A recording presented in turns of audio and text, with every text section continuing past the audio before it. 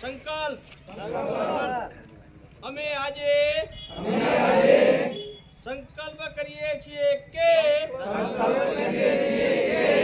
4/1/2026 ના રોજ